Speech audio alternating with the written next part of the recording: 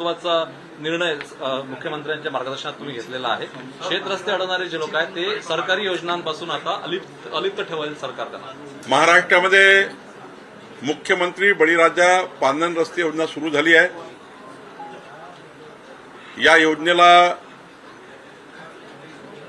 विधानसभा स्तरावर समित्या तयार करण्यात आल्या।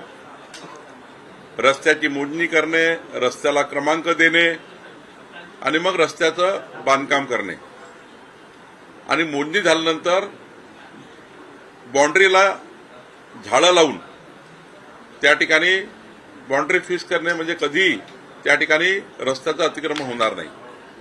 पण शासकीय पांदन रस्ता आहे आणि अनेक शेतकऱ्यांनी त्यावर अतिक्रमण केलं आहे। त्यामुळे मागच्या शेतकऱ्यांना जाण्याकरता अडचणी तयार होतात आणि म्हणून शासनाने हा निर्णय घेतला आहे की पांदन रस्ता, गव्हर्नमेंटचा शासकीय रस्ता जो असेल तो जर अडवला किंवा त्यावर अतिक्रमण केलं तर त्या शेतकऱ्यांचे संपूर्ण फार्मर आयडी आम्ही बंद करणार आहोत आणि त्यामुळे त्यांना कुठलीही शासकीय योजना मिळणार नाही। त्यामुळे आपल्या माध्यमातून शेतकऱ्यांना माझी विनंती आहे, ही शेतकऱ्यांनी शेतकऱ्याकरता करायचं आहे।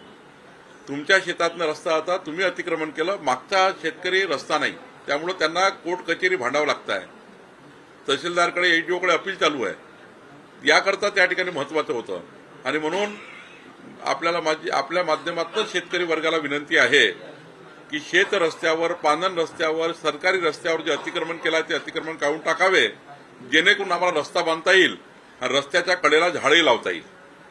राईट ऑफ वे याला जोडून असं आहे, राईट ऑफ वेचा अधिकार आहे शेतकऱ्यांना, पण काही ठिकाणी रोड झाले, हायवेज झाले आहे, त्यामुळे शेतामधून 2 तुकडे झाले काही ठिकाणी। त्या संदर्भात सुद्धा राज्य सरकार, रेल्वे लाईन गेली आहे, काही ठिकाणी हायवेज गेले आहे, त्या संदर्भात सुद्धा राईट ऑफ वे नुसार पांदन रस्ते कसे मिळणार शेतकऱ्यांना? नाही, आपण आता रस्त्याच्या कडेला म्हणजे हायवेच्या कडेला सर्व्हिस रोड बांधतोय, रेल्वेच्या कडेला एक सर्व्हिस रोड बांधतोय, ज्यामुळं शेतकऱ्याचा जर राईट ऑफ वे गेला असेल तर आपण साईडला रस्ते बांधून ते त्या प्रकल्पाला बंधनकारक केला आहे। प्रकल्प झाल्यानंतर एका शेतकऱ्याचे 2 भाग काढले, तर साईडनी एक रस्ता बांधायचा आणि त्याला शेतात रस्ता करून द्यायचा, हा निर्णय सरकारने घेतला आहे।